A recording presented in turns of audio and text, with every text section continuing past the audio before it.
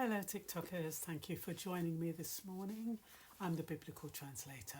Not because I translate the Bible, but because I just take bits out of the Bible and I kind of add my 2 pence worth. So let me just read. I'm taking this from Isaiah 54, and it's the comments that are written at the bottom. Let's see if I can read it without my glasses on.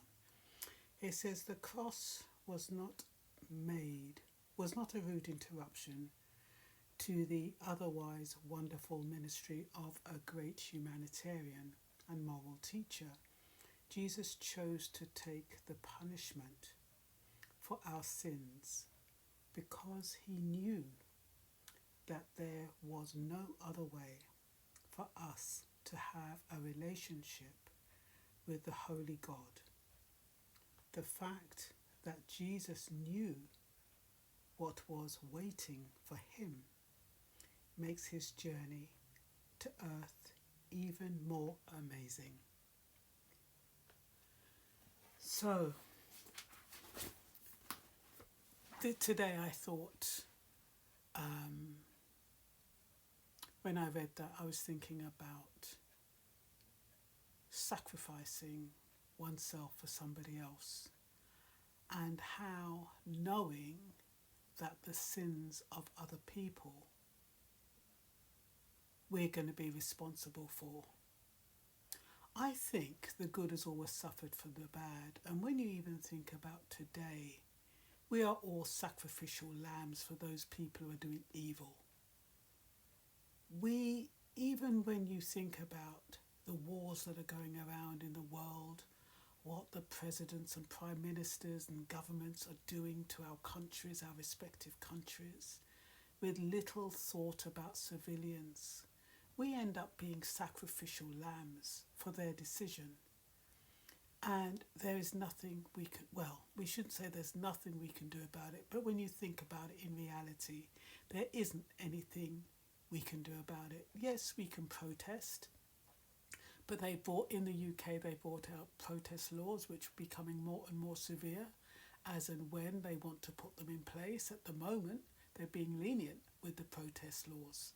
But technically, two people linking their hands together can be considered protest, depending on what you're doing, where you are, what's happening in the world at the particular time.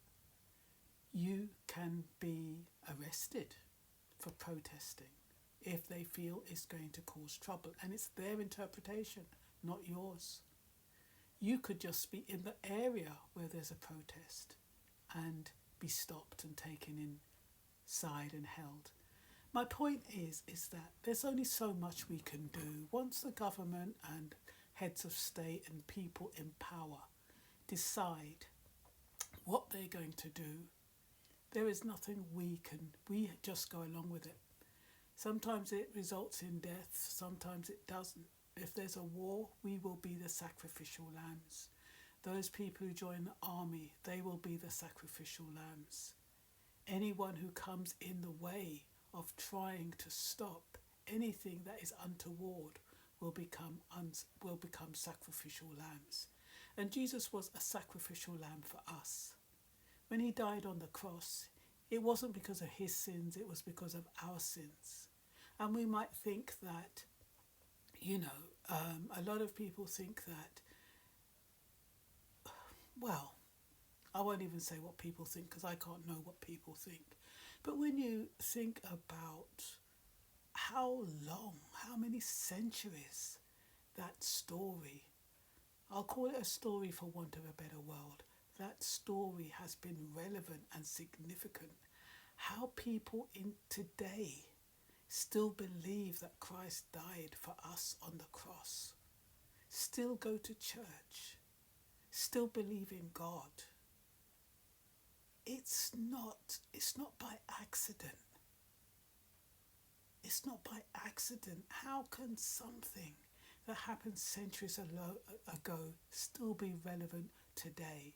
It's relevant today because every experience in the Bible, we experience it in a different way. And that's why I'm not inspired to go into the Bible at the moment and create those stories like when I begun, because I need to be fed the information. The information doesn't come from me, it comes from a higher force.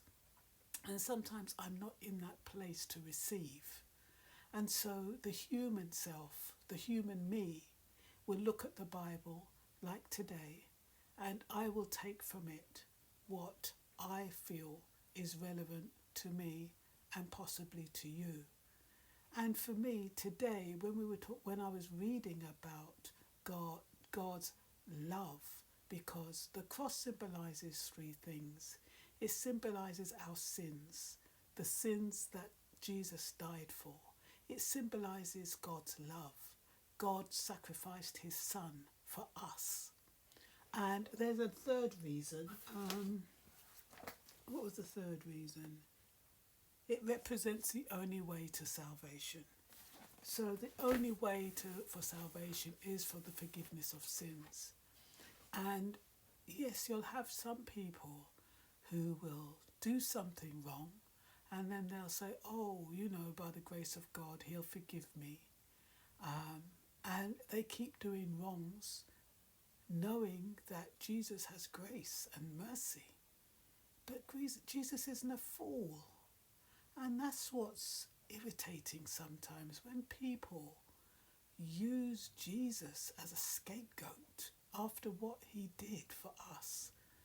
How people still do wrong and still sneak around and do things that they shouldn't be doing, interfering where they shouldn't be interfering, and knowing that, okay, the human facets around us may not be able to detect what people are doing undercover. We, as individuals, we cannot know if our spouse is being unfaithful. We cannot know if our spouse is going through our phones. We cannot know if our spouse is checking our letters or, what we have on our PCs. We cannot know what our spouses are doing when we are not around. We cannot know that. Only God, the person who we become accountable for, sees and knows. And if people have a conscience, they will not do behind someone's back what they would not do in front of God's face. So we live in a world where we're all sinners, where we all do something wrong at some point. It's when we make a daily habit of it, and when we think we're getting away with stuff, that's when it becomes a bit pitiful. And that's why we then are not the sacrificial lambs. The sacrificial lambs are those who have done no wrong. The babies, the children, the vulnerable, the weak, who have to rely on other people to survive. So today, I guess I'm kind of talking about the cross, kind of talking about us. I'm kind of talking about our role in today's life, what we want it to be, how we want our lives to be. Are we going to be responsible for our lives, what we do, how we conduct ourselves? When it comes to God, can we be accountable?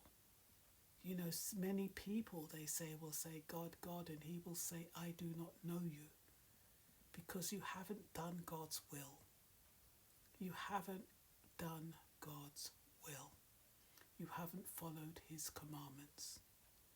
And so I'm going to leave it there for now. I hope it makes sense in one way or another. Like I said, these are my thoughts, and I hope somewhere in between God has intervened and helped to make them more relevant to you as an individual. So have a blessed day. I'm the Biblical Translator, and I'll speak to you again soon. Bye-bye.